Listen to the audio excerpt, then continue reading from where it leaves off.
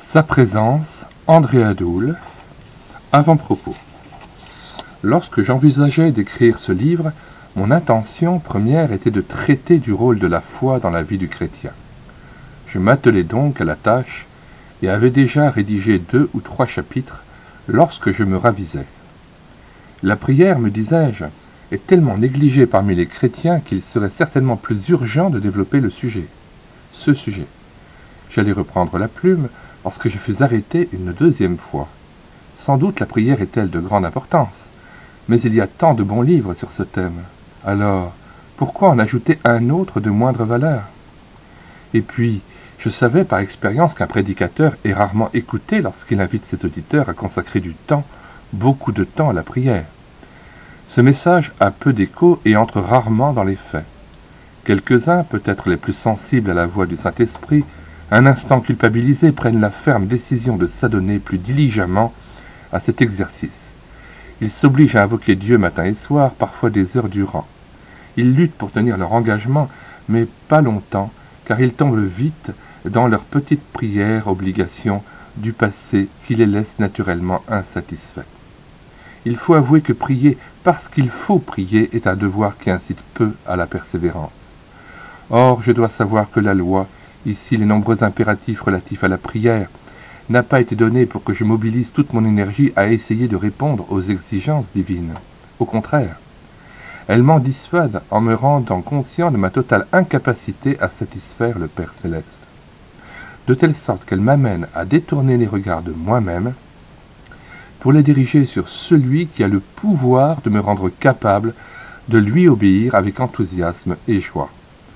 Tel est le rôle de la loi, ce pédagogue qui me conduit à Christ, Galates 3,24. Pas de vraie prière hors d'une vraie communion avec Dieu. Que je vive dans sa présence et la lumière jaillira. Elle deviendra un besoin, un privilège, non un devoir ennuyeux. Prier est capital. Pas de progrès, de victoire effective, d'épanouissement durable sans elle. Toutefois, il y a une chronologie à observer. Fais de l'Éternel tes délices, et il te donnera ce que ton cœur désire. Psaume 37, verset 4. D'abord, Dieu. On ne peut faire ces délices du Seigneur sans le contempler et cultiver sa présence. Ensuite, moi. Par la prière, qu'elle soit demande ou intercession, je lui exprime mes désirs. Ma vie de prière est-elle un échec? Plutôt que de me culpabiliser sans fin en répétant sans cesse à Dieu « Pardonne-moi de ce que je ne prie pas comme je devrais prier », je m'approche d'une personne dont je recherche la compagnie parce que je l'aime. Et désormais, ce n'est pas la prière ou l'obligation de prier qui occupe mes pensées, mais la personne du Seigneur. Cultiver son amitié, se complaire en sa présence, en un mot l'aimer, tel est le thème de notre livre, une autre façon d'amener les chrétiens à plier les genoux. Ma plus grande joie sera d'apprendre que certains de nos lecteurs, par le moyen de ces modestes pages et sous l'action du Saint-Esprit, ont appris le chemin du sanctuaire au point de dire avec le psalmiste « Pour moi, m'approcher de Dieu, c'est mon bien ». Deuxième partie, près du Dieu de lumière.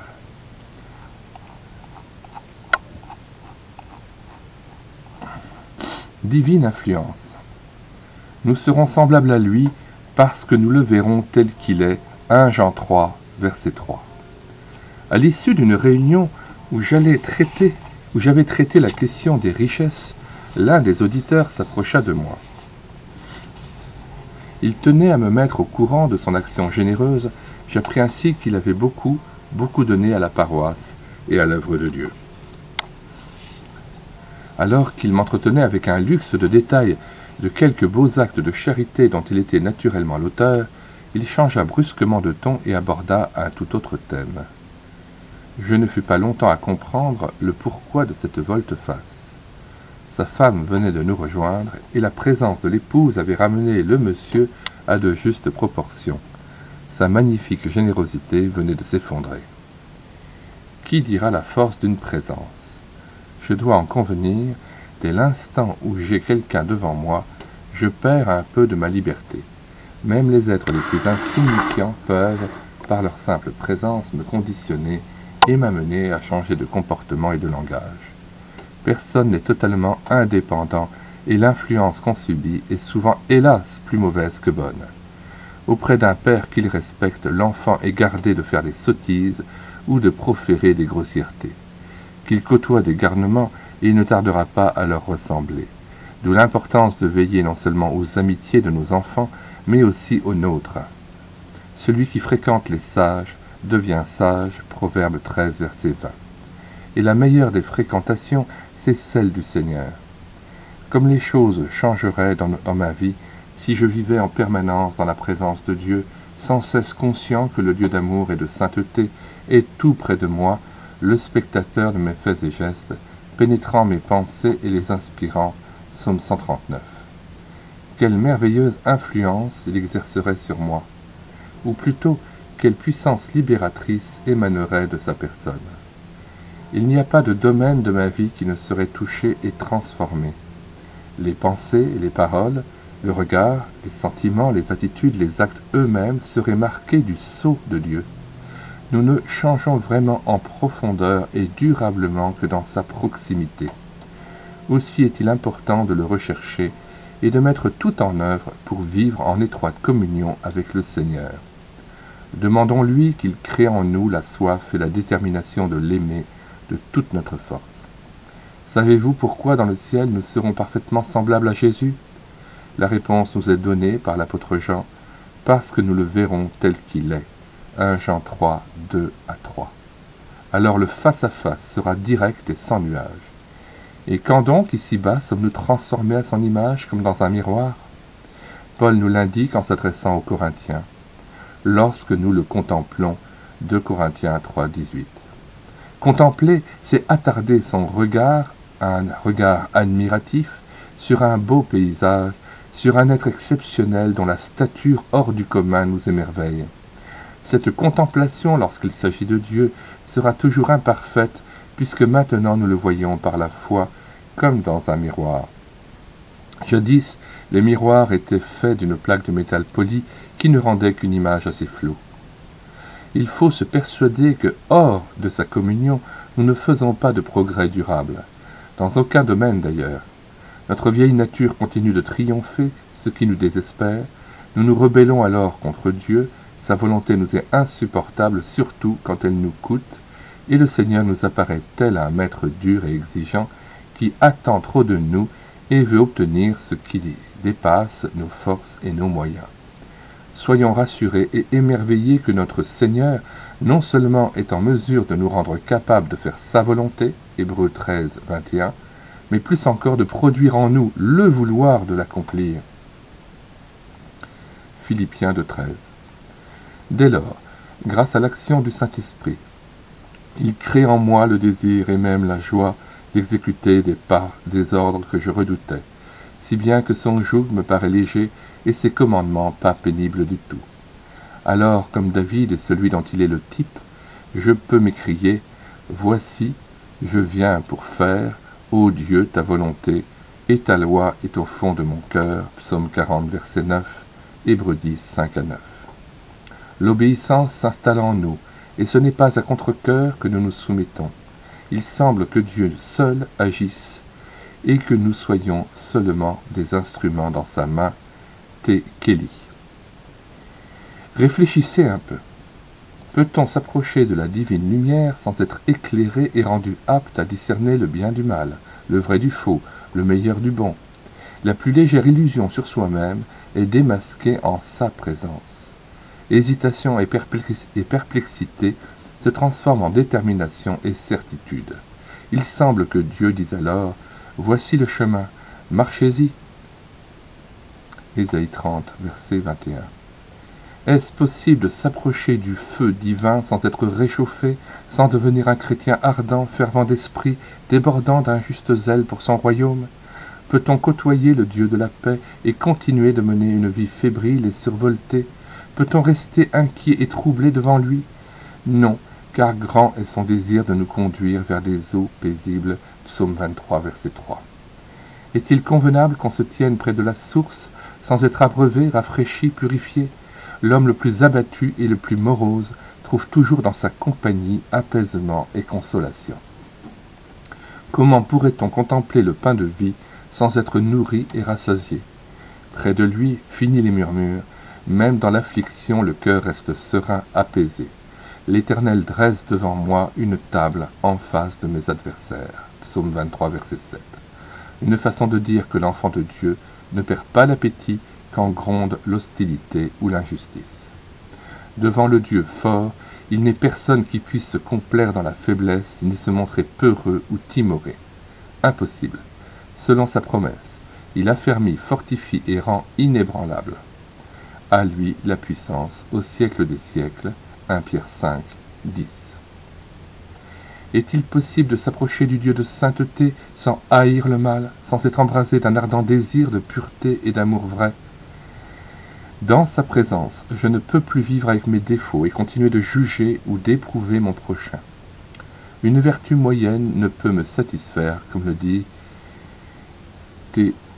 Kelly, et je ne puis consentir à régler ma vie sur celle des autres. Il me faut une norme divine, inflexible, inexorable. Le relatif ne me suffit pas. Comment oserais-je fréquenter le Dieu d'amour sans renoncer à la haine, à la rancœur, sans m'opposer aux critiques négatives? Le Dieu qui m'a aimé le premier ne me communiquerait-il pas le désir et la force de bénir quiconque m'éprouve, de travailler à son bonheur en dépit même de ce qu'il est et du tort qu'il a pu me causer? 1 Pierre 3, 9. Enfin pourrais-je, devant sa face, maudire et détester une seule des créatures, œuvre du Créateur? Comment supporterais-je l'orgueil et poursuivrais-je des ambitions stupides devant celui qui est doux et humble de cœur? T. Kelly, parlant de l'humilité, écrit « L'âme éblouie par la contemplation de Dieu ne voit plus rien d'elle-même, rien de sa dégradation ou de sa supériorité personnelle. Le Dieu qui nous éblouit oblitère le moi, et nul n'est près de Dieu qui n'est extrêmement humble. Perdu dans la contemplation du divin modèle, je ne pourrais végéter plus longtemps dans le médiocre et me complaire dans l'à peu près et le désordre.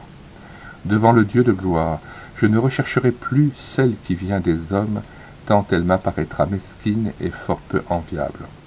Au contraire, Dieu m'émerveillera au point que j'éprouverai une immense joie de savoir que je partagerai sa gloire lors de son avènement, une gloire qui ne passera pas. Alléluia. En découvrant le bien-aimé, je ne puis qu'être incité à cultiver sa présence bénie et à éprouver la soif d'une intime communion avec lui. Comme le fiancé fait la joie de sa fiancée, Jésus réjouit mon cœur. Il est mon bonheur et ma force. C'est vrai. Près de lui, vous serez véritablement une autre personne. Et comme Moïse, descendant du Sinaï, après 40 jours de face à face avec l'Éternel, avait un visage resplendissant qui attirait les regards du peuple, de même, la vie de celui qui demeure dans le Seigneur sera illuminée par sa présence. Je répète cette phrase.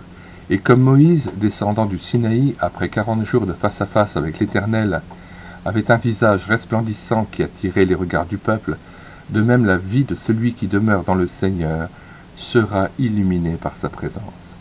Et si lui l'ignore, les autres en seront conscients. Cultivons son amitié, et il se passera de l'extraordinaire. Question 1. Avons-nous compris que loin de sa face, nous sommes incapables d'opérer le moindre changement profond dans notre vie? Rechercher la sanctification. Hébreux 12, verset 14. Ne serait-ce pas en définitive tout mettre en œuvre pour vivre dans sa présence et cultiver une amitié fidèle avec le parfait modèle, le roi des rois? Deuxièmement. Par contre, sommes-nous conscients de tout ce que peut apporter la présence du Seigneur, à sa seule gloire? Troisièmement, avons-nous soif de vivre en communion étroite avec lui? Jésus, ma sanctification. Recherchez la sanctification sans laquelle nul ne verra le Seigneur. Hébreux 12, 14 à 15. Savez-vous que des guêpes déchaînées peuvent attaquer l'homme en bataille rangée? J'ignorais la chose jusqu'à ce que j'en fisse la découverte à mes dépens. Nous séjournions dans les Vosges et occupions une jolie chambrette sous les toits, éclairée par un large vasistas. Tout au long du jour, nous percevions le vague bourdonnement d'un essaim caché sous les tuiles, mais nous n'étions pas inquiets. Par-ci, par-là, une guêpe se hasardait dans la pièce, mais sans intention belliqueuse. Il était aisé de les conduire. Or, tard dans la nuit, j'allumai la lampe et me levai, ne pouvant trouver le sommeil. C'est alors qu'une escouade de guêpes furieuses, sans doute réveillée par la lumière, fit irruption dans la pièce, fonçant rageusement sur moi. J'eus beau me défendre en faisant tournoyer un linge devant moi pour me protéger, je ne pus dominer la situation, car il en venait de tous côtés, attaquant partout à la fois. J'en voyais devant, derrière, à droite comme à gauche.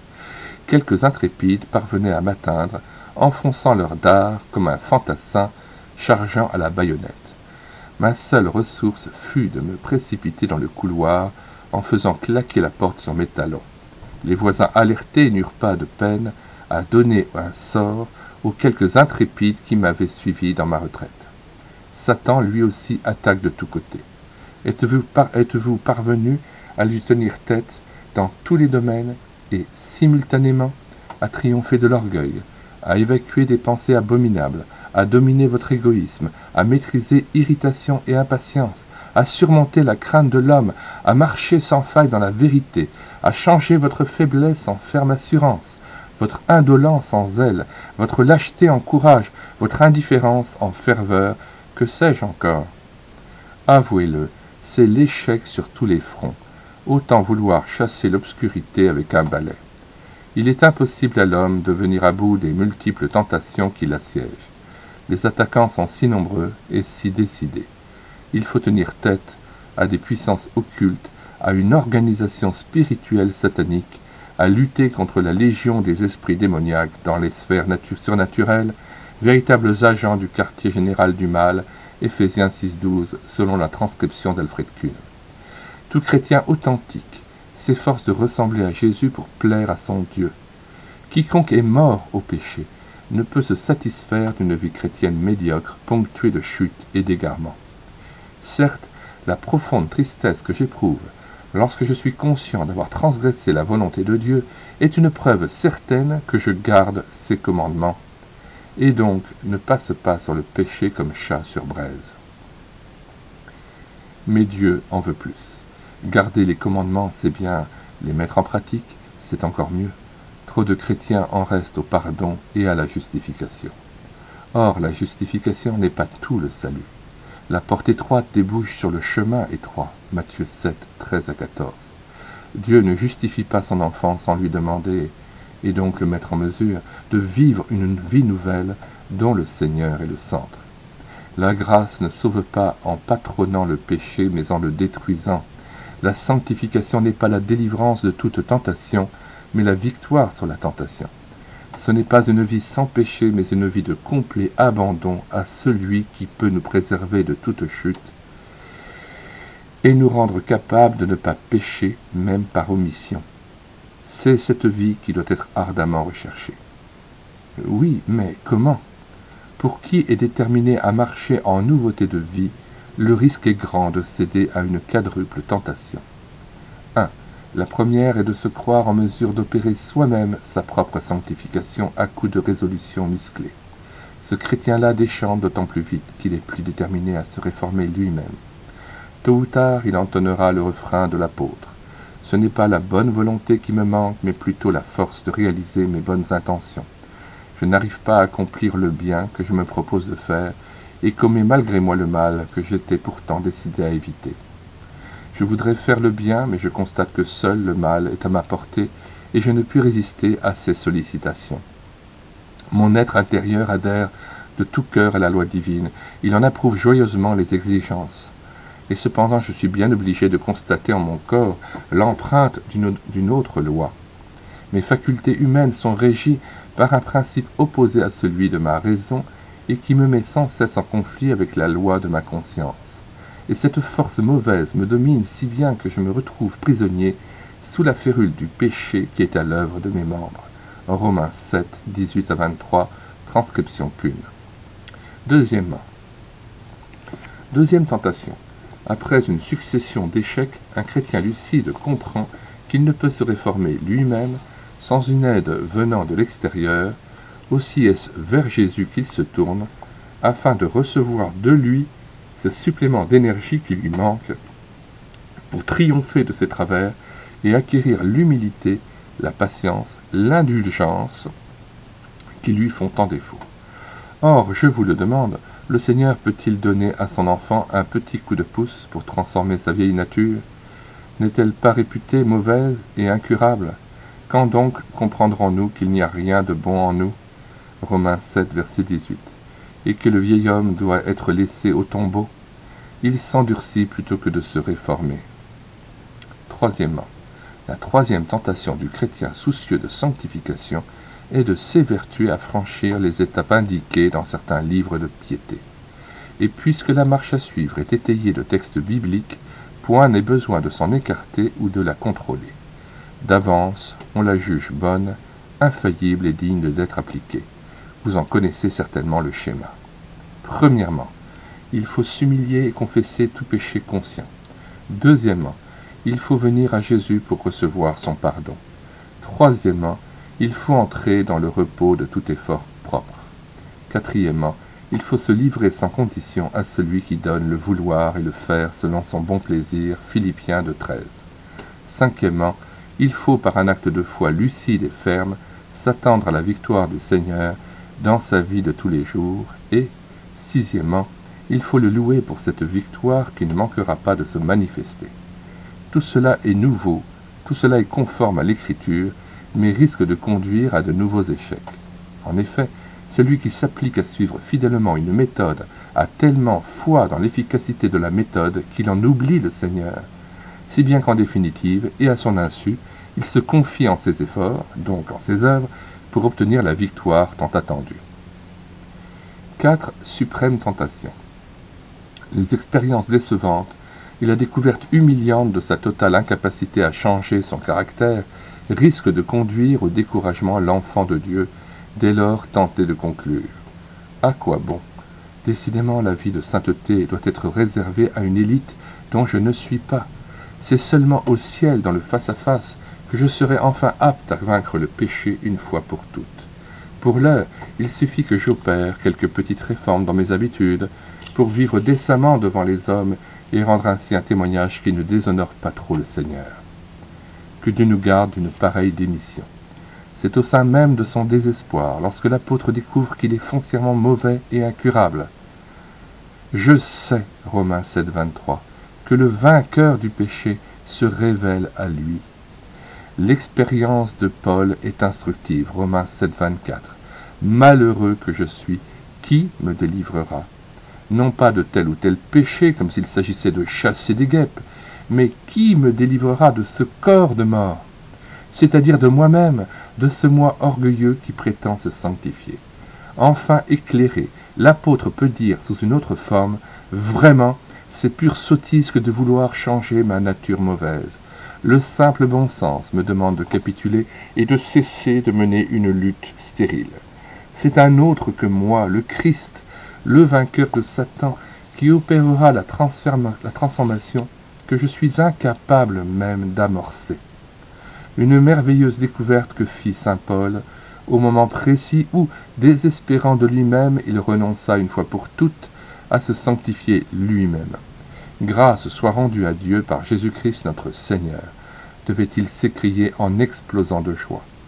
Que la soif de sainteté ne m'amène donc pas à poursuivre la sanctification pour elle-même, mais à compter plutôt sur Jésus, ma sanctification. C'est lui qui me transformera à son image. Le Christ n'a-t-il pas été fait de la part de Dieu pour moi, sagesse, justice, sanctification et rédemption, 1 Corinthiens 1,30. Et puisque la sanctification est une personne, je veux la rechercher et m'en revêtir, selon les termes mêmes de l'apôtre, Romains 13, 14, Colossiens 3, 9 à 12 à 14. Jésus, la divine lumière, chassera l'obscurité de tous les recoins de ma vie. Il me rendra capable de faire sa volonté et plus encore, il fera de moi ce qui lui est agréable. À lui la gloire au siècle des siècles, d'après Hébreux 13, 21. Mais alors, comment cela peut-il se faire? La parabole de Jean 15 fournira certainement la réponse à cette question embarrassante. En parcourant le récit de Jean, on peut aisément imaginer la scène. Jésus se rend à Gethsémanée et, chemin faisant, s'arrête un instant devant un pied de vigne autour duquel les 12 font cercle. Le maître, inspiré par ce tableau, trouve dans cette vigne l'emblème de sa relation avec les siens. Il est le vrai cep, et ses disciples sont semblables à des sarments porteurs de fruits. Or, il est vital pour ces sarments, comme pour les disciples, qu'ils soient intimement unis au cep pour recevoir la sève, la vie d'en haut, condition indispensable pour donner du raisin et plaire au divin vigneron. Dans cette allégorie, soulignons une expression du verset 4, « Demeurez en moi », répétée au verset 7. Elle est importante, et la suivante est encore davantage, « Je demeurerai en vous ». Si, hors de Christ, nous ne pouvons rien faire, le Seigneur non plus ne peut opérer quoi que ce soit en nous si nous n'accomplissons pas notre part, celle de demeurer en lui en un confiant abandon. Est-ce à dire que nous devrions au préalable fabriquer du fruit pour être unis au cep? Au contraire, le fruit abondera et parviendra à maturité si nous restons unis au Seigneur. Le fait de demeurer en Christ n'est donc pas, comme d'aucuns le croient, l'aboutissement d'une longue série d'efforts ou de renoncements accomplis pour donner à Jésus la suprématie dans notre vie. Dieu nous demande seulement aujourd'hui même de nous abandonner avec confiance et soumission à celui qui est devenu pour nous sanctification. 1 Corinthiens 1,30. Jésus utilise ici le verbe demeurer dont le sens n'échappe à personne. Il est synonyme de habiter. D'une certaine façon, le Maître se compare à une maison que les disciples sont invités à occuper en permanence s'ils veulent porter du fruit. Habiter Jésus? Comment cela? Simplement en s'approchant de lui dans la foi. Jean 7, 37. Et en cultivant sa présence. Il n'y a pas de fruit possible pour qui ne vit en communion avec lui. Heureux ceux qui habitent chez toi et peuvent te louer sans cesse. Psaume 84, verset 5. Il est certain que tout péché connu, délibérément entretenu, nous tient hors de cette demeure. Comment pourrais-je en effet le rechercher et me plaire en sa compagnie si je suis conscient de l'attrister par mon inconduite? On ne peut entrer chez lui dans le sanctuaire qu'en renonçant au péché. C'est pourquoi je m'approche humblement de mon Dieu avec un cœur ouvert à sa lumière. Si à son contact le Saint-Esprit me révèle quelque faute, je la confesserai et l'abandonnerai. Il me donnera la joie du pardon et la force de lui obéir. À bien réfléchir, nous péchons justement parce que nous sommes loin de sa personne puissante. Le péché par excellence, c'est de se tenir éloigné du Père, de le négliger, de l'oublier, de fuir sa lumière. Hors de sa présence, nous nous égarons et sommes incapables de résister à la tentation. Près de son Père qu'il respecte, l'enfant est gardé, protégé, mais loin de sa vue, il peut céder à des influences néfastes et commettre des actes répréhensibles qui lui attireront déboires et punitions. Ah, que de choses changeraient dans mon comportement si je vivais en étroite communion avec mon Seigneur. Quand il est à ma droite, je ne chancelle pas. Psaume 16, verset 8. Question. Premièrement, avez-vous vraiment découvert et compris que vous êtes incapable de vous transformer à l'image de Jésus? Êtes-vous de ceux qui, découragés, ont abandonné la lutte? Et dans ce cas, revenez au Seigneur en lui confessant cet abandon qui l'a certainement attristé. Deuxièmement, avez-vous compris l'importance de demeurer en Jésus, c'est-à-dire d'être unis au cep? Êtes-vous disposé maintenant à vous approcher de lui avec assurance selon Hébreux 4, 16? Copiez et apprenez par cœur cette parole. Voulez-vous méditer avec soin Jean 15, 1 à 11? Aimer. Le fruit de l'esprit, c'est l'amour. Galates 5, 23. Lorsque nous habitions en plein Paris, un mendiant venait régulièrement s'installer sous nos fenêtres.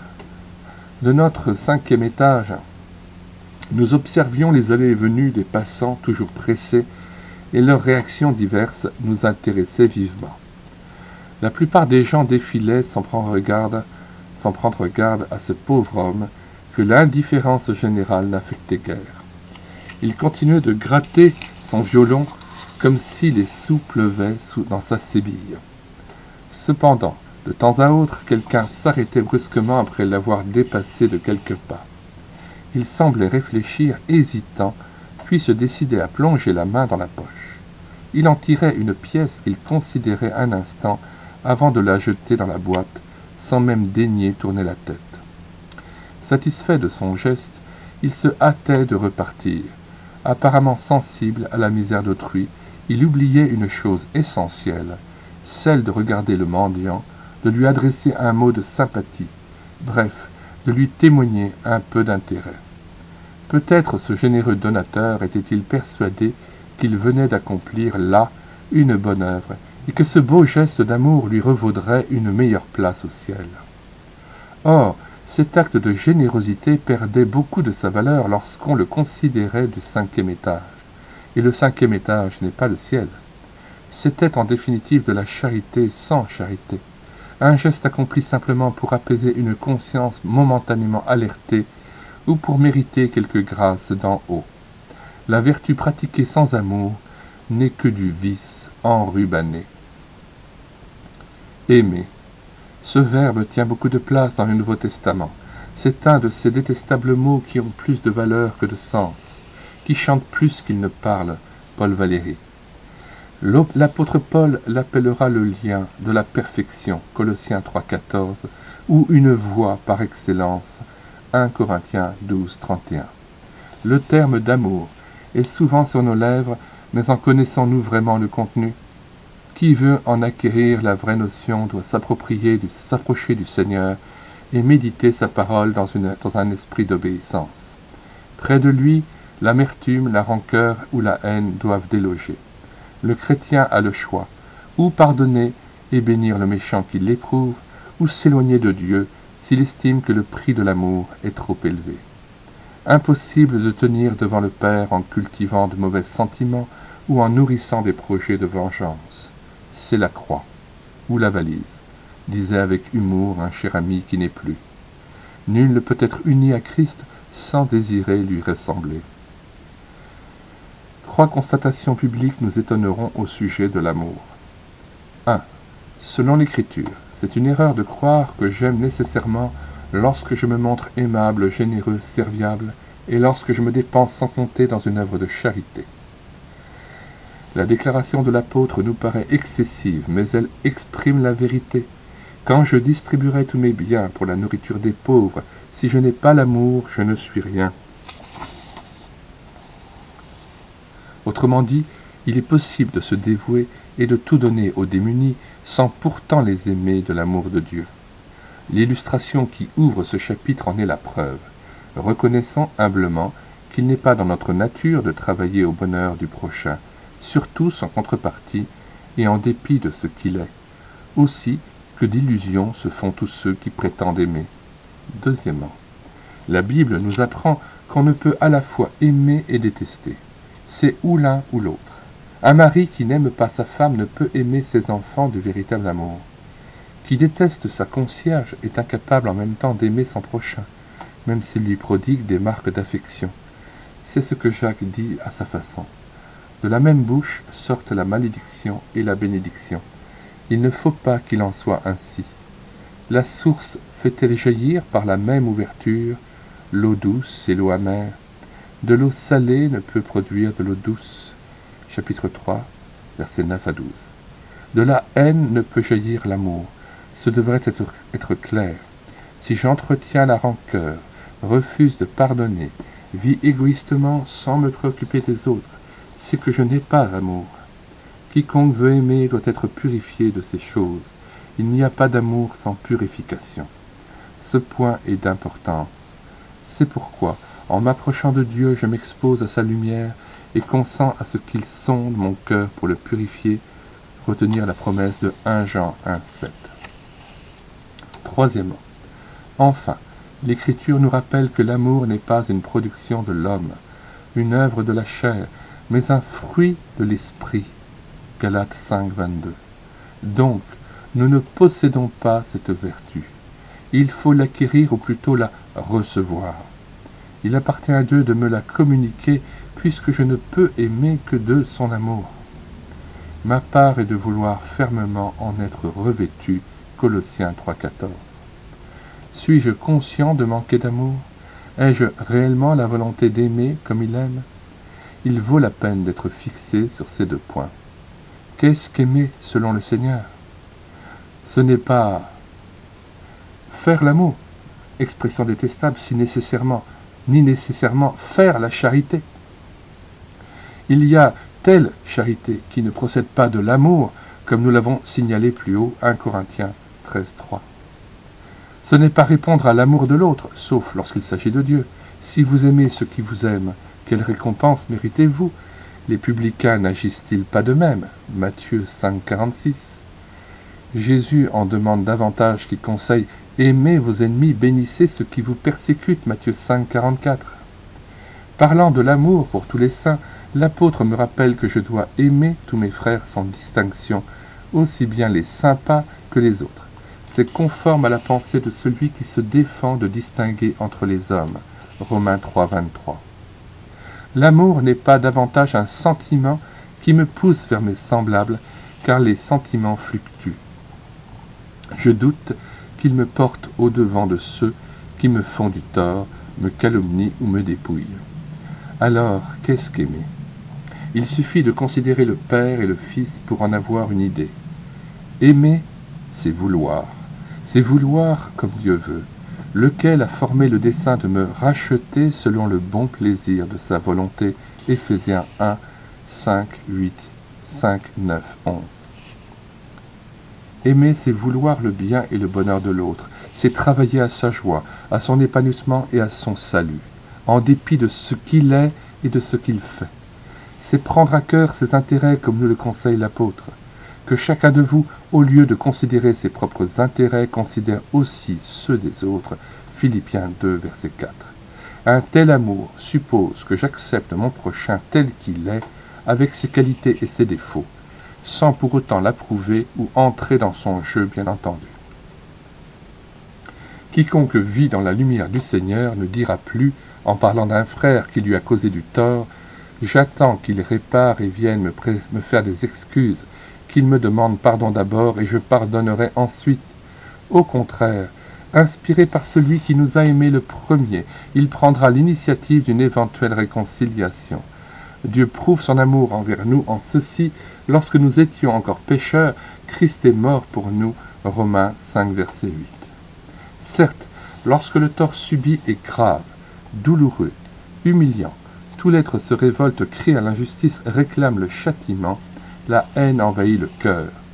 Aussi s'exclame-t-on, « Pour moi, c'est impossible de pardonner, on m'a fait trop de mal. » Oui, impossible, à moins de recevoir une grâce du ciel, ici la capacité d'aimer le coupable à l'instar de Joseph qui accueillit et bénit ses frères malgré leurs méfaits. Un triste méfait qui lui valut 13 années d'esclavage ou de prison. Puisque Dieu me demande impérativement de répondre au mal par le bien, j'accepte sa volonté et m'attends à lui, fermement décidé à la réaliser. Matthieu 5, 44. Éprouveriez-vous quelque réticence à admettre ce qui précède? Alors ne manquez pas de méditer l'avertissement de Jésus, toujours valable. Si vous ne pardonnez pas aux hommes, votre Père non plus ne pardonnera pas vos fautes. Matthieu 6, 14. C'est sérieux. Quiconque vit dans l'intimité du Père consent à bénir même celui qui l'éprouve. Bénir est notre vocation, appelée à bénir, précise Pierre, 1 Pierre 3, 9. Que faut-il entendre par ce terme dont le sens échappe à beaucoup? Notez sa triple signification. A. Bénir, c'est dire du bien de son prochain. C'est tenir à son égard un langage positif, favorable sans mettre en avant ses faiblesses. C'est relever ses qualités et mentionner les bonnes choses qui sont à son actif. Par la langue, nous bénissons. Jacques 3, 9. Ici, le contraire est médire. N'oublions pas que Jésus est l'avocat. Il plaide notre cause alors que Satan, appelé l'accusateur des frères, rappelle et souligne à plaisir nos fautes. De ces deux personnes, de qui sommes-nous les émules? De Christ ou de Satan? B. Bénir, c'est souhaiter le meilleur non seulement à nos amis, mais aussi à ceux qui nous éprouvent. C'est aller jusqu'à implorer Dieu pour qu'il sauve et comble de ses biens celui-là même qui nous a fait du tort, sans qu'il en résulte nécessairement un avantage pour nous. Ici, le contraire de bénir est maudire.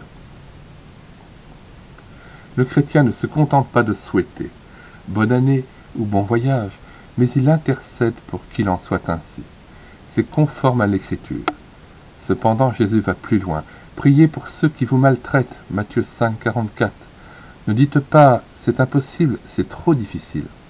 Ce serait invoquer des prétextes pour refuser d'aimer et de recevoir d'en haut la capacité de riposter par l'amour.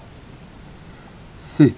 Bénir, c'est enfin et plus encore passer aux actes en payant de sa personne. C'est travailler pratiquement au bien de l'autre, fût-il un persécuteur, et répondre ainsi à l'injonction du Fils de Dieu. Faites du bien à ceux qui vous haïssent. Matthieu 5, 44. Tel chrétien a-t-il mal parlé de moi? Seigneur, par ta grâce, je veux l'aimer, aller vers lui, l'entourer, le réjouir, lui donner. Merci pour cet amour qui vient de toi. Celui qui vous a appelé est fidèle, et c'est lui qui le fera. 1 Thessaloniciens 5, 24. Lire Hébreux 13, 20 à 21. Gloire à Dieu. Une fois de plus, Paul nous étonne. Il parle de l'amour comme d'un vêtement qu'il faut endosser. Par-dessus tout, revêtez-vous de l'amour qui est le lien de la perfection. Colossiens 3, 14. Toutefois, comme il ne convient pas d'enfiler le vêtement neuf sans ôter d'abord le vieux, l'apôtre recommande au préalable à ses lecteurs de se dépouiller du vieil homme et de ses œuvres, verset 9, en précisant « Renoncez à l'animosité et à la méchanceté, à la calomnie », verset 8. Donc, pas d'amour sans purification. En considérant de plus près le contexte, nous découvrons que l'amour est une personne, puisque le même apôtre nous exhorte à revêtir Jésus, Romains 13, verset 14, à l'accueillir par la foi en lui donnant carte blanche sur notre vie. Question 1. Êtes-vous convaincu que par nature vous n'êtes pas porté à aimer, en particulier ceux qui vous éprouvent? Avez-vous soif d'aimer selon Dieu, de son amour? 2. Y a-t-il quelqu'un que vous détestez? Vous a-t-on fait un grand tort dont le souvenir vous hante sans que vous parveniez à l'oublier?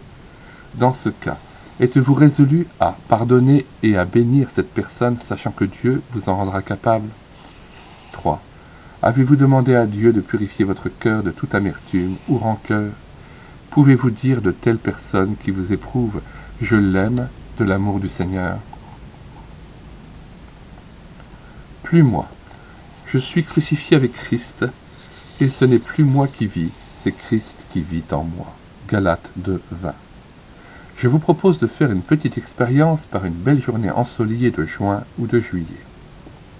Efforcez-vous de regarder fixement le soleil pendant quelques instants, puis regardez autour de vous en essayant de distinguer ce que vous avez devant les yeux. Encore ébloui, vous ne verrez pratiquement plus rien, sinon des ronds lumineux, partout qui estompent ou voilent champs et paysages. Aveuglé par cette vive lumière, vous n'êtes plus capable d'apercevoir vos mains et vos pieds. Votre personne a disparu pour quelques instants. De même, tenez-vous dans la présence du Seigneur, contemplez-le sans hâte, et le monde vous apparaîtra tout autre. Sa divine lumière transfigurera toutes choses, les montagnes neigeuses, le brin d'herbe, les ruisseaux et les champs, un oiseau, la rue grouillante, tout vous semblera rempli de sa présence, une présence qui en même temps oblitérera ce moi si vivace et si encombrant. Les prédicateurs ont sans doute raison de prêcher avec insistance la mort à soi-même, le renoncement au monde, la crucifixion du moi, souvent sans grand succès. La plupart des auditeurs qui ne comprennent pas toujours de quoi il s'agit ne cherchent guère à approfondir ce message important. Et puis, savent-ils par où commencer? Certains, les plus sérieux peut-être, s'engagent mais tombe très vite dans un légalisme étroit parce qu'il n'emprunte pas le bon chemin. Décidé à mater le moi, il s'impose austérité et mortification qui ne changent rien. Leur religion est triste. Négatifs, ils deviennent critiques, distants, sermonneurs. Ils s'évertuent à chasser l'orgueil sans pour autant s'épanouir. Inconsciemment sans doute, ils attachent une idée de mérite à leur tentative répétée d'évacuer la chair, ce qui ne manque pas d'irriter le Dieu de la grâce. Le moi qu'on s'emploie à éliminer rebondit toujours comme un bouchon lâché dans l'eau. Plus on veut comprimer le moi, et plus il se montre. Mettez-le au pilori, et le voilà sur le trône. Il est si tortueux qu'il réussit même à tirer orgueil des assauts qu'il subit lorsqu'on tente de le déloger.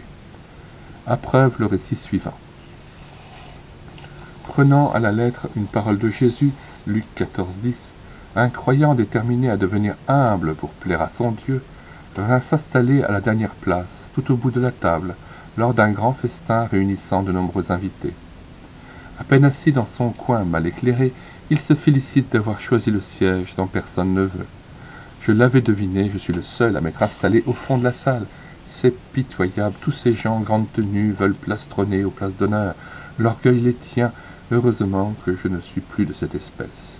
Dieu soit béni. Et tandis que notre bonhomme admire son humilité, le diable en rajoute, lui susurrant « Bravo pour l'humilité, il n'y a pas deux comme toi dans cette salle. Tu es le champion de l'humilité, les autres sont loin derrière. Tu es un merveilleux chrétien et tu ne peux être fier de ton humilité. » Comme c'est vrai. Le péché prend vie lorsque nous nous efforçons d'obéir au commandement divin, Romains 7,9. Plus nous nous appliquons à devenir humbles, et plus l'orgueil nous envahit. Tout nous est bon pour nous rengorger, et chez nous, la vanité se faufile partout, habile comme une anguille dans l'eau, entre joncs et rochers.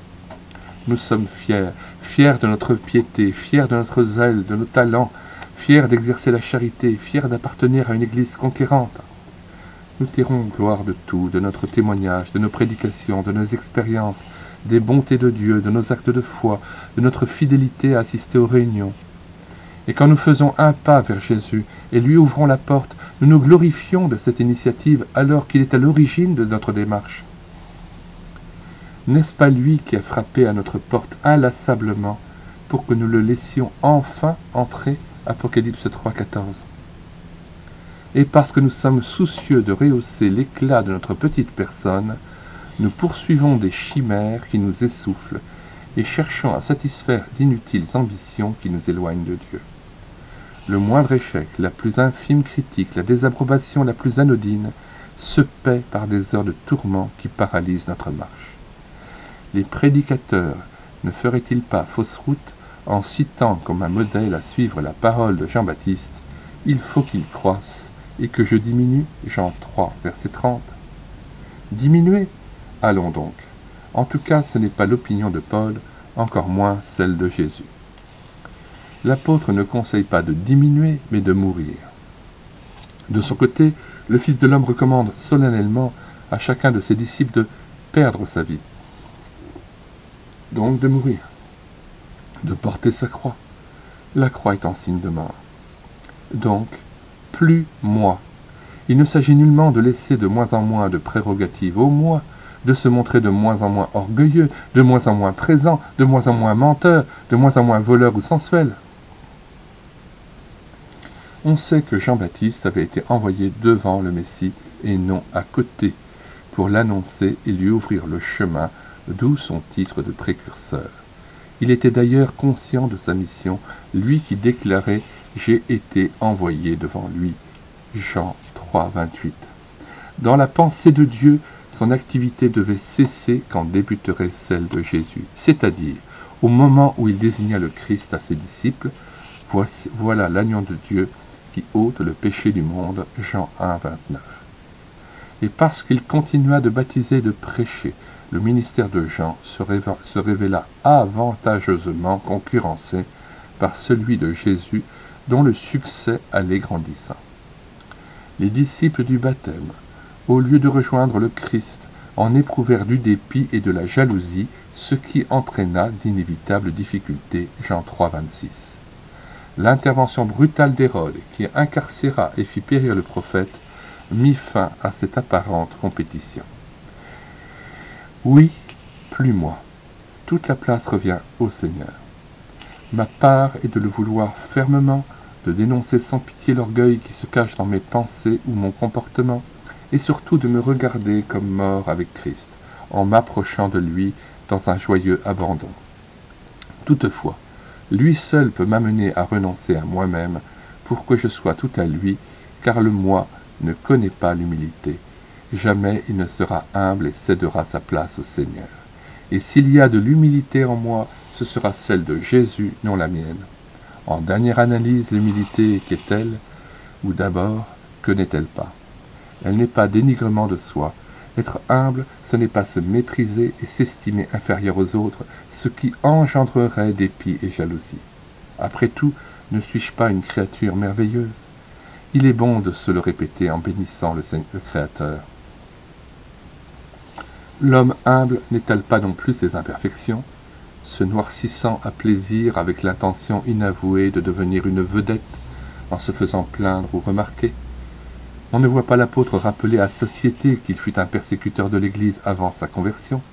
Son vrai souci était de ne pas paraître meilleur qu'il n'était. 2 Corinthiens 12:6. Elle n'est pas repliement sur soi, nier ou cacher ses dons, fuir le succès ou refuser toute responsabilité sous prétexte qu'on n'est pas qualifié ou compétent n'est pas signe d'humilité. En fait, c'est la peur de l'échec, donc l'orgueil, qui conduit à cette attitude de chien battu.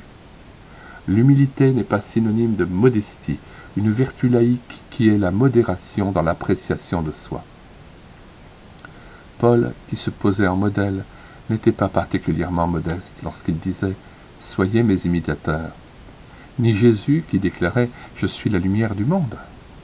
La vérité les obligeait à tenir ce langage. Quelqu'un a dit l'orgueil, c'est le mouvement par lequel l'homme fait de son moi un Dieu. L'humilité place Dieu au centre et maintient le moi crucifié au calvaire. Ah, si nous pouvions être délivrés de ce moi envahissant qui occupe trop souvent l'avant-scène de la vie des hommes.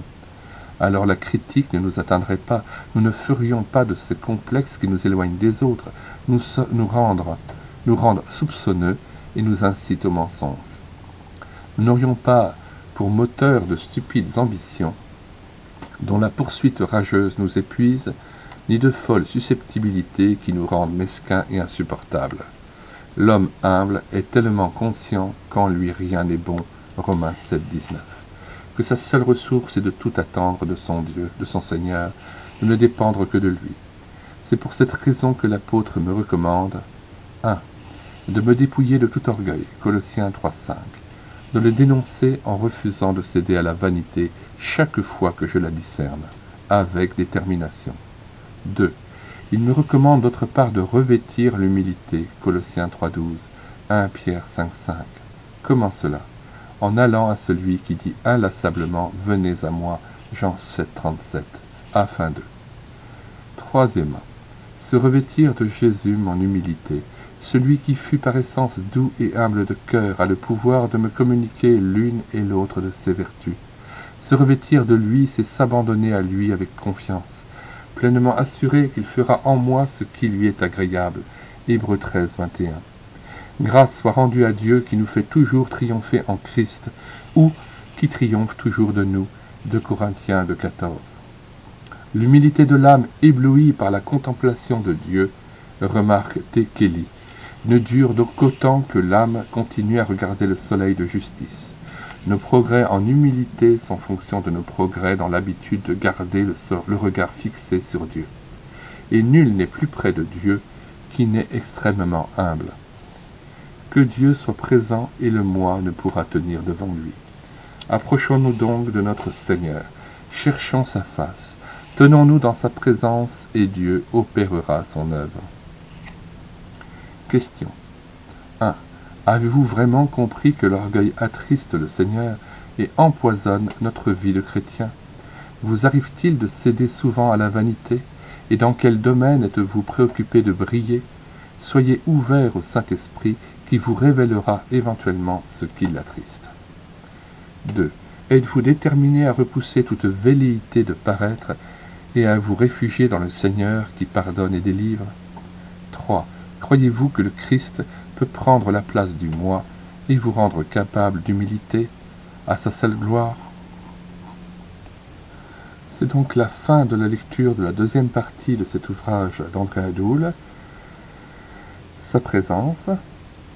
Dans le commentaire de cette vidéo, nous vous donnons la table des matières de ce livre afin de vous donner envie de le lire dans son intégralité, après l'avoir commandé auprès de votre libraire ou d'une plateforme commerciale dédiée de votre choix, ou directement auprès de l'éditeur, la Ligue pour la lecture de la Bible. N'oubliez pas de vous abonner à notre chaîne Audiebat Verbum Christi et d'écouter sa parole, afin de vous tenir au courant des dernières publications de livres audio chrétiens et de connaître l'ensemble des playlists proposées. Nous vous bénissons en Jésus-Christ, afin que le Seigneur tourne vers vous sa face et fasse résonner sa présence dans vos vies.